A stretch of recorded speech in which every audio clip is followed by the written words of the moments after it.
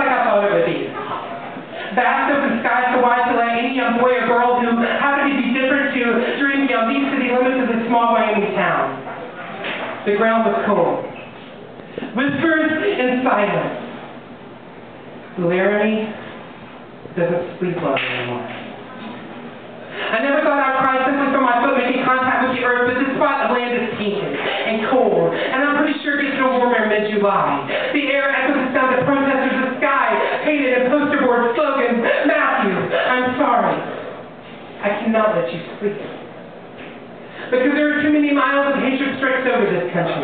Matthew, I pray for the day that you, Billy, Jack, Brandon, Tina, and many thousands of others who have died in the most hideous way, simply because they loved who they loved and lived how they felt. Matthew, I pray that all you guys may sit back in heaven one day and smile. But this is not about you, Matthew. This is about my own selfish desire to feel safe in my own country. This is me putting a face to labels. This is my half-assed attempt to do away with second-class citizenship. Because I'm not going to lie to you, Matthew, and tell you that everything has gotten better. Because the fact of the matter is, it has not.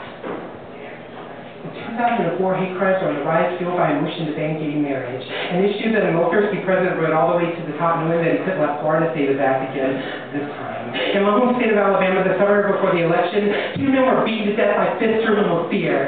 Fear that queers all across America would be allowed to get married. The last words that went unheard before he skipped last breath: we don't need no beads-ridden faggots getting married.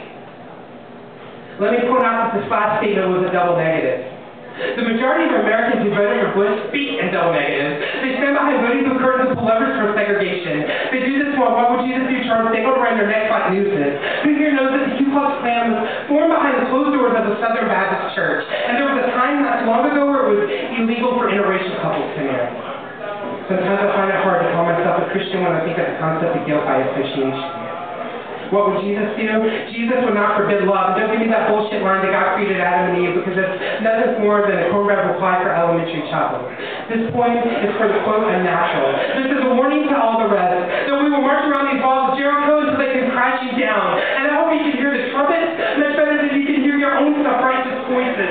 Because we are tired of hearing you say you love us even though you don't agree. The fact is you love us like a master loves his slaves.